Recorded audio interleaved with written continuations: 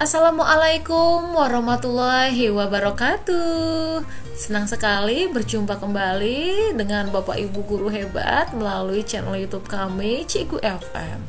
Baik Bapak Ibu, sebelum kami melanjutkan video kali ini, silakan dukung channel kami dengan cara like, komen, share, dan subscribe agar Bapak Ibu tidak tertinggal notifikasi ketika kami mengupload video-video terbaru. Baik Bapak Ibu, langsung saja kita masuk ke dalam pembahasan video kali ini ya, yang tentunya masih membahas terkait LMS sertifikasi pendidik bagi guru tertentu. Nah Bapak Ibu, seperti yang sudah kita ketahui bahwa di dalam LMS sertifikasi pendidik bagi guru tertentu ini, Bapak Ibu disajikan 3 modul ya. Yang pertama modul prinsip pengajaran dan asesmen umum, kemudian modul kedua pembelajaran sosial emosional, dan modul yang ketiga pengantar pendidikan anak berkebutuhan khusus. Nah Bapak Ibu, untuk kedua modul ini, prinsip pengajaran dan asesmen umum dan pembelajaran sosial emosional, sudah pernah kami bahas di video sebelumnya. Jadi jika Bapak Ibu tertinggal, bisa melihat di playlist channel YouTube kami dengan judul PPG Guru Tertentu ya. Nah Bapak Ibu, di video kali ini kita masuk ke dalam modul yang ketiga ya, yaitu pengantar pendidikan anak berkebutuhan khusus. Nah Bapak Ibu, di dalam modul ketiga ini, pengantar pendidikan anak berkebutuhan khusus, Bapak Ibu disajikan 2 topik ya, tentang keragaman peserta didik dan juga topik pendidikan inklusif. Nah untuk topik yang pertama, keragaman peserta didik, sudah pernah kami bahas di video-video sebelumnya. Jadi jika Bapak Ibu tertinggal, bisa melihat di playlist channel YouTube kami dengan judul PPG Guru Tertentu. Nah di video kali ini Bapak Ibu kita masuk ke dalam topik pendidikan inklusif ya Bapak Ibu ya. Nah baik, di topik kedua ini, pendidikan inklusif, Bapak Ibu tentunya disajikan beberapa aktivitas yang menggunakan alur merdeka ya. Kemudian ditambah mengerjakan latihan pemahaman dan menuliskan cerita reflektif. Nah Bapak Ibu, untuk di aktivitas-aktivitas yang menggunakan alur merdeka, sebagian sudah pernah kami bahas di video sebelumnya ya. Seperti aktivitas yang pertama, alur merdeka mulai dari diri. Ada 2 aktivitas, ini sudah pernah kami bahas di video sebelumnya. Kemudian alur merdeka yang kedua, ruang kolaborasi. Ada 5 aktivitas, ini sudah pernah kami bahas di video sebelumnya juga. Kemudian aktivitas alur merdeka yang ketiga, aktivitasnya ini bagaimana melaksanakan pembelajaran yang inklusif, juga sudah pernah kami bahas di video sebelumnya. Jadi untuk ketiga aktivitas tersebut Bapak Ibu, alur merdeka mulai dari diri, eksplorasi konsep, kemudian ruang kolaborasi, sudah pernah kami bahas di video sebelumnya ya. Jadi jika Bapak Ibu tertinggal, bisa melihat di playlist channel YouTube kami dengan judul PPG Guru Tertentu. Nah, untuk di video kali ini Bapak Ibu, alhamdulillah kita akan membahas alur merdeka yang keempat ya, yaitu demonstrasi kontekstual. Untuk aktivitasnya bagaimana tantangan pendidikan inklusif. Nah, Bapak Ibu, di aktivitas demonstrasi kontekstual bagaimana tantangan pendidikan inklusif, di sini Bapak Ibu diminta untuk melakukan aktivitas ya, yang ada petunjuknya di sini. Bapak Ibu nanti bisa mendownload petunjuknya di sini ya. Nah, sebelum kita mendownload petunjuknya, Bapak Ibu mari kita intip terlebih dahulu apa sih instruksinya, apa sih yang akan kita kerjakan di aktivitas ini begitu ya, melalui laman LMS terlebih dahulu begitu. Nah, baik, ternyata di sini Bapak Ibu diminta untuk membaca sebuah artikel ya tentang pendidikan inklusif. Tadi sudah di aktivitas sebelumnya ya, di ruang kolaborasi dan eksplorasi konsep, banyak sekali artikel begitu. Kemudian kita diminta untuk membuat sebuah artikel, paparan, video atau poster atau bentuk lainnya ya. Memilih salah satu tentang upaya yang pernah Bapak Ibu lakukan dalam mendorong potensi peserta didik di sekolah masing-masing. Baik, kemudian yang kedua, menuliskan tantangan dari upaya yang kita lakukan tersebut begitu ya. Kemudian yang ketiga, menyampaikan hasilnya kepada rekan sejawat dan meminta pendapat atau umpan balik. Nah, yang keempat, Bapak Ibu simpan tadi ya yang sudah kita kerjakan, paparan tersebut, artikel tersebut atau apa begitu ya, yang menurut Bapak Ibu mudah itu di Google Drive Bapak Ibu masing-masing ya. Nah, siapa tahu ada rekan lain yang memerlukan informasi tersebut. Nah, seperti itu Bapak Ibu. Nah, mari kita download terlebih dahulu petunjuk pengerjaannya ya. Tadi ini melalui tautan ini yang berwarna biru, silahkan diklik Bapak Ibu. Nah, maka akan diarahkan ke halaman download. Baik, kita buka di laptop kita di bagian download Bapak Ibu ya. Nah, ini Bapak Ibu kita rename terlebih dahulu ya. Nah, sudah selesai, kita lihat.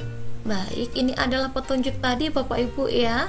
Kita diminta membuat sebuah artikel atau paparan atau video atau poster atau bentuk lainnya begitu.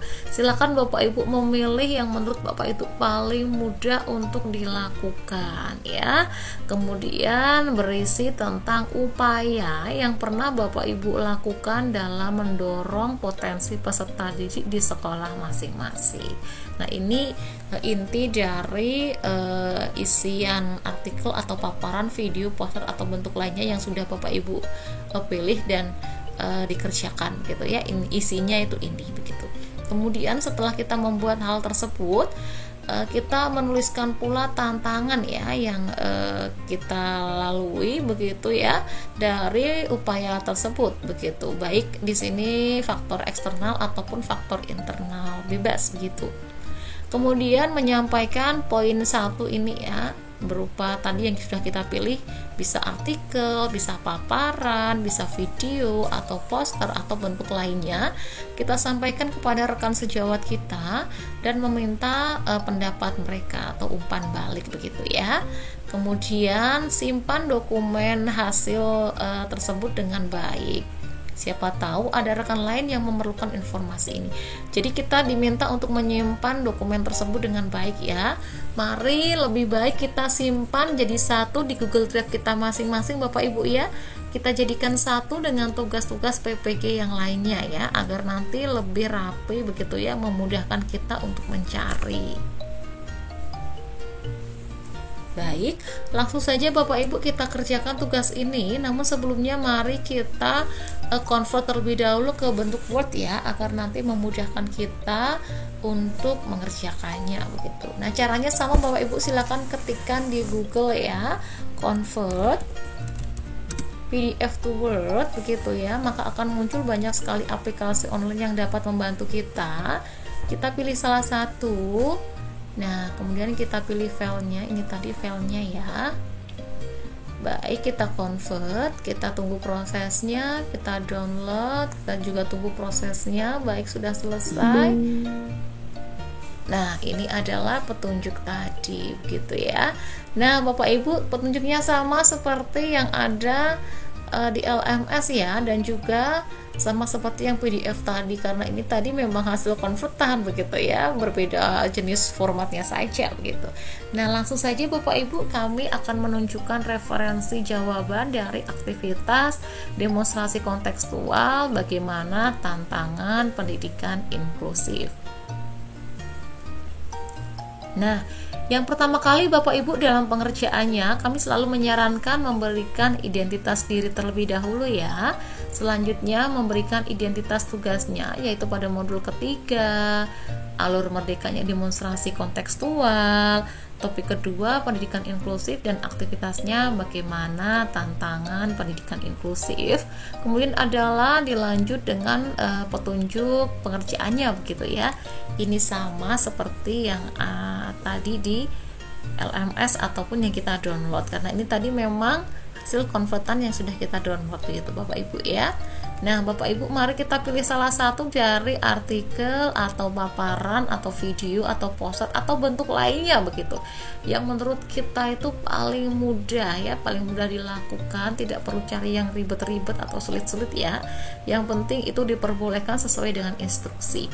Nah, isinya tentang upaya yang pernah Bapak Ibu lakukan dalam mendorong potensi peserta didik di sekolah masing-masing. Nah, mari kita lihat Bapak Ibu untuk referensinya. Di sini kami memilih sebuah paparan ya, sebuah paparan dalam bentuk PPT ya yang kami buat di Canva begitu. Nah, ini adalah linknya begitu. Mari kita klik Bapak Ibu ya.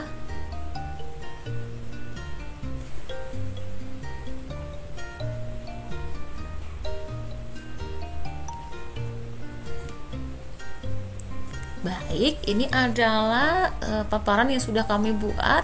Mari kita tampilkan sedikit ya Bapak Ibu ya. Baik. Nah, ini adalah hasil yang sudah kami buat berupa paparan ya, dengan judul Membangun Potensi Peserta Didik adalah sebuah perjalanan. Nah, sebagai seorang guru, saya percaya bahwa setiap siswa memiliki potensi yang luar biasa untuk berkembang. Saya berkomitmen untuk menciptakan lingkungan belajar yang mendukung dan menginspirasi mereka untuk mencapai potensi terbaik mereka. Nah, di sini kami melakukan upaya dengan memahami kebutuhan dan karakteristik peserta didik. Kami melakukan observasi dan asesmen. Jadi, saya selalu berusaha memahami karakteristik unik setiap siswa melalui observasi, tes, dan interaksi. Saya mengidentifikasi kekuatan, kelemahan, dan gaya belajar mereka. Kemudian melakukan perencanaan pembelajaran. Nah, berdasarkan pemahaman tersebut, saya merancang kegiatan pembelajaran yang sesuai dengan kebutuhan individu dan kelompok, sehingga setiap siswa merasa tertantang dan termotivasi. Selanjutnya, Bapak Ibu melakukan penyesuaian strategi. Saya selalu siap untuk menyesuaikan strategi pembelajaran agar dapat menjangkau semua siswa, termasuk mereka yang memiliki kebutuhan khusus atau kesulitan belajar. Nah, ini adalah upaya yang kami lakukan ya, dengan cara menciptakan lingkungan belajar yang mendukung. Yang pertama, melakukan sebuah kemandirian begitu. Nah, di sini saya mendorong siswa untuk belajar mandiri dan bertanggung jawab atas proses pembelajaran mereka sendiri. Kemudian saya juga melakukan kerja sama tim. Jadi saya di sini menciptakan kesempatan bagi siswa untuk bekerja sama dalam kelompok, belajar dari satu sama lain, dan mengembangkan keterampilan sosial. Kemudian saya juga melakukan upaya untuk keaktifan dan partisipasi siswa. Di sini saya menciptakan suasana kelas yang interaktif dan mendorong siswa untuk aktif bertanya, berdiskusi, dan berbagi ide. Selanjutnya, saya pun berusaha untuk membuat upaya dalam bentuk hal kepositifan ya. Di sini saya menciptakan suasana kelas yang positif dan menghargai setiap usaha siswa sehingga mereka merasa aman dan termotivasi untuk belajar. Nah, selanjutnya upayanya dengan menggunakan metode pembelajaran yang inovatif. Di sini misalkan dengan melakukan pembelajaran berbasis proyek, melibatkan siswa dalam proyek yang menantang dan memotivasi mereka untuk menerapkan pengetahuan dan keterampilan mereka dalam konteks nyata. Kemudian melakukan pembelajaran berbasis teknologi ya. Di sini saya memanfaatkan teknologi untuk memperkaya proses pembelajaran seperti menggunakan platform online, video edukatif atau simulasi. Kemudian melakukan pembelajaran kolaboratif. Di sini saya mendorong siswa untuk bekerja sama dalam kelompok untuk menyelesaikan masalah dan berbagi ide sehingga mereka dapat belajar dari satu sama lain.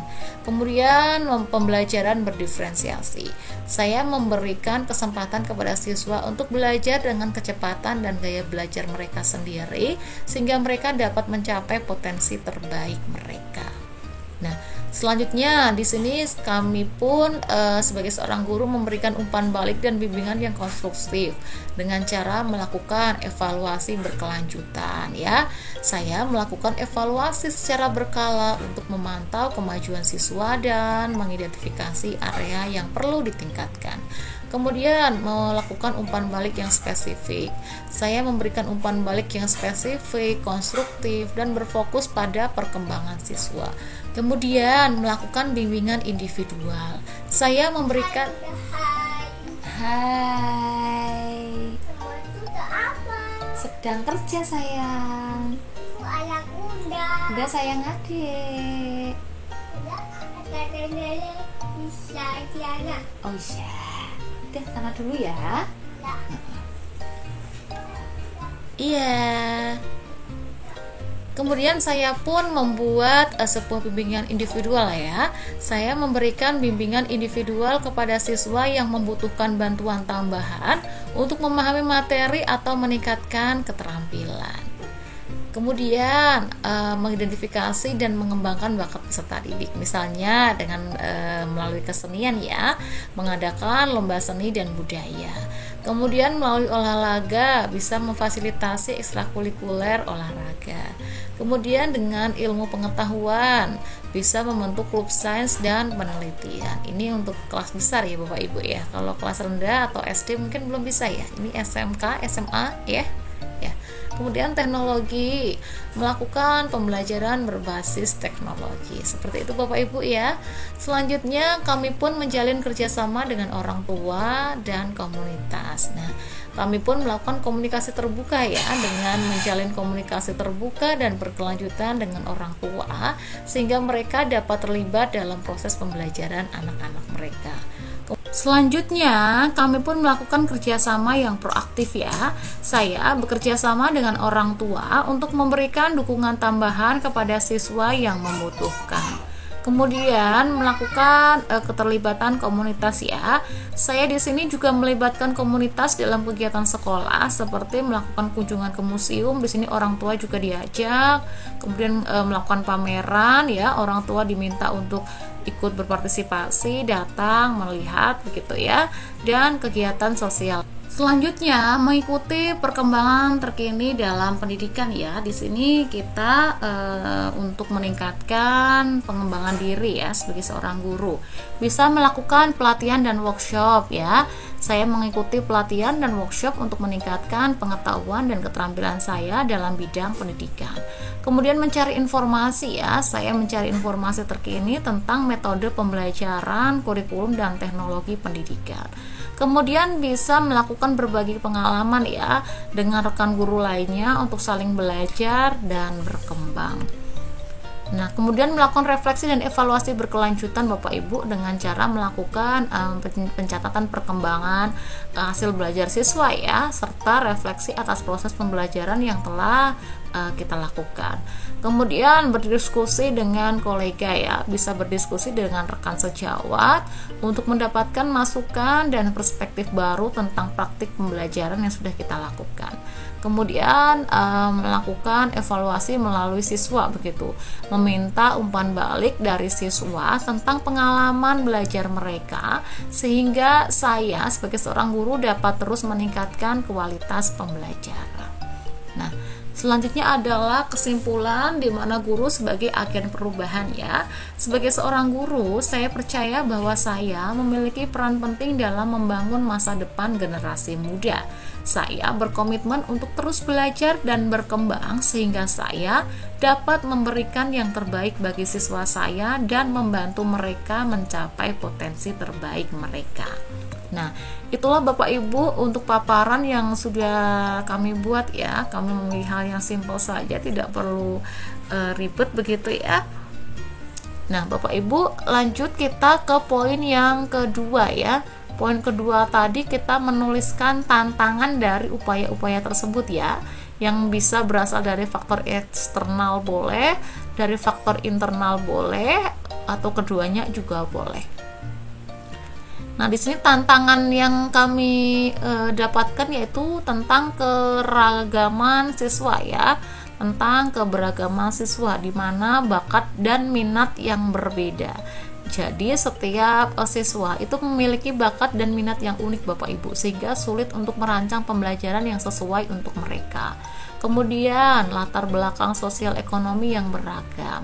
Nah, perbedaan latar belakang sosial ekonomi dapat mempengaruhi motivasi dan akses terhadap sumber belajar. Kemudian tentang kebutuhan belajar yang spesifik ya. Jadi beberapa siswa mungkin memiliki kebutuhan belajar khusus seperti disabilitas belajar atau gangguan perhatian.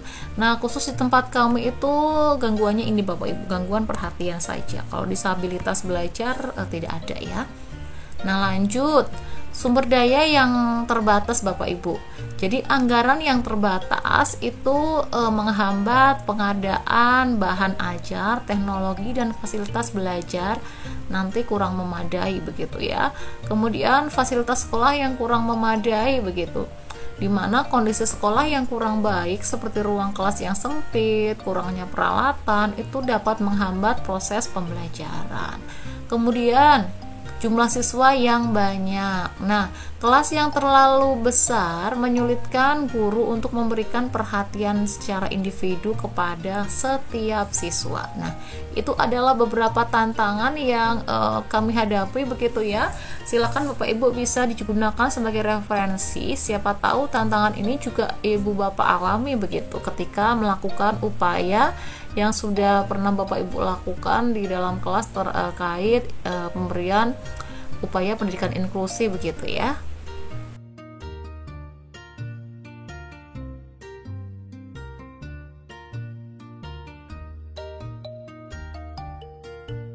Baik Bapak Ibu, kita lanjut ke poin yang ketiga ya. Kita menyampaikan yang sudah kita buat paparan tersebut kepada rekan sejawat dan meminta pendapat mereka, meminta umpan balik begitu ya. Nah, silakan nanti dilampiri dokumentasi kegiatan ya yang tadi kita paparkan kepada rekan sejawat. Kemudian di bawahnya dimintakan di sini umpan balik ya. Umpan balik atau pendapat rekan sejawat. Nah, di sini silahkan atas nama siapa gitu ya. Misalkan atas nama Ibu A, itu nanti pendapatnya apa. Bapak B pendapatnya apa begitu ya Bapak Ibu ya. Nah, dilanjut Bapak Ibu, poin yang keempat adalah menyimpan dokumen tersebut dengan baik ya. Nah, untuk nanti biar tidak bingung untuk mencari ini di mana meletakkannya, lupa begitu ya. Silakan Bapak Ibu jadikan satu saja dengan tugas-tugas PPG yang lain di Google Drive ya, di Google Drive PPG Bapak Ibu. Jadi tempatnya sama, ini berisi tugas-tugas PPG begitu ya, memudahkan kita untuk sewaktu-waktu mencarinya. Begitu Bapak Ibu ya untuk referensi aktivitas demonstrasi kontekstual pada topik kedua modul ketiga ini. Semoga bisa bermanfaat bagi Bapak Ibu dalam membantu pengerjaan LMS sertifikasi pendidik. Nah Bapak Ibu, sebelum kami menutup video kali ini, silakan bisa dukung channel kami dengan cara like, komen, share, dan subscribe agar Bapak Ibu tidak tertinggal notifikasi ketika kami mengupload video-video terbaru. Baik Bapak Ibu, cukup sekian untuk video kali ini ya. Kita berjumpa kembali di video selanjutnya dan kami tutup dengan wassalamualaikum warahmatullahi wabarakatuh. Sampai berjumpa di video selanjutnya Bapak Ibu. Tetap semangat, jaga kesehatan. Semangat, semangat, semangat, jaga kesehatan. Baik Bapak Ibu, sampai berjumpa kembali.